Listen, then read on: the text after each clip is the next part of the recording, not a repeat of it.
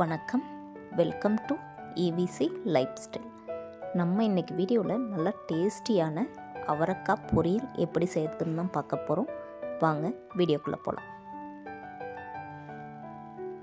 இந்த பொரியலுக்கு ஃபஸ்ட்டு ஒரு பொடி ரெடி பண்ணிக்கலாம். ஸ்டவ் ஆன் பண்ணி ஒரு கடாய் வச்சுக்கலாம். இதில் 1 டீஸ்பூன் கொத்தமல்லி, 4 வரமிளகாய் வத்தல் சேர்த்து 1 நிமிஷத்துக்கு நல்லா வறுத்து விட்டுக்கலாம்.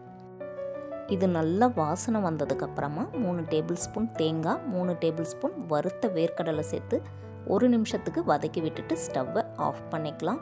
இது நல்லா ஆறி வந்ததுக்கப்புறமா கொஞ்சம் கூட ஈரமே இல்லாத மிக்ஸி ஜாரில் சேர்த்து தண்ணி விடாமல் நல்லா கொரகொரப்பாக அரைச்சி எடுத்துக்கலாம். இந்த அளவுக்கு கொரகொரப்பாக இருக்கிற மாதிரி அரைச்சி எடுத்துக்கோங்க. அடுத்து ஸ்டவ் ஆன் பண்ணி ஒரு கடாயில் 2 ஸ்பூன் அளவுக்கு எண்ணெய் விட்டுக்கலாம். எண்ணெய் நல்லா சூடானதுக்கப்புறமா 1 டீஸ்பூன் கடுகு சேர்த்துக்கோங்க, 1 டீஸ்பூன் கடலைப்பருப்பு, 1 கொத்து கருவேப்பிலை, 2 வரமிளகாய் வத்தல் கிள்ளி சேர்த்துக்கலாம். மீடியம் சைஸ் பெரிய வெங்காயம் 2 பொடி பொடியாக கட் பண்ணி சேர்த்துக்கலாம். இது கூடவே 4-5 பல் பூண்டு நீள்பாக்கில் கட் பண்ணி சேர்த்து நல்லா வதக்கி விட்டுக்கலாம்.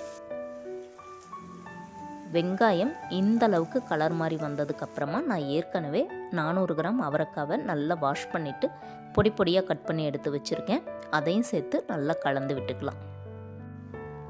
1 நிமிஷத்துக்கு நல்லா இந்த எண்ணெயிலேயே காயை நல்லா மிக்ஸ் பண்ணி விட்டுக்கோங்க. அதுக்கப்புறமா 1/4 டீஸ்பூன் மஞ்சள் பொடி, காய்க்கு தேவையான உப்பு சேர்த்து நல்லா கலந்து விட்டுக்கலாம். அவரைக்காய் டக்குன்னு நமக்கு வெந்து வந்துடும்.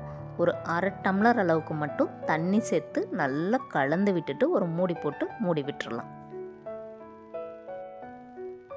ஸ்டவ்வை லோ ஃப்ளேமில் வச்சுட்டு 5 to 10 நிமிஷம் மூடி போட்டு வேக வச்சுக்கலாம். இதுக்கு இடையில அடிக்கடி மூடி ஓப்பன் பண்ணி காயை நல்லா கலந்து விட்டுக்கோங்க. அப்போ தான் அடி பிடிக்காமல் காய் நமக்கு நல்லா வெந்து வந்துடும். இப்போ ஓப்பன் பண்ணி பார்க்கலாம். காய் நல்லா வெந்து வந்திருக்கு. காயில் கொஞ்சம் கூட தண்ணி இல்லை, நல்லா வெந்து வந்திருக்கு. இந்த ஸ்டேஜில் நம்ம அரைச்சி வச்சுருக்கிற தேங்காயை இது கூட சேர்த்துக்கலாம்.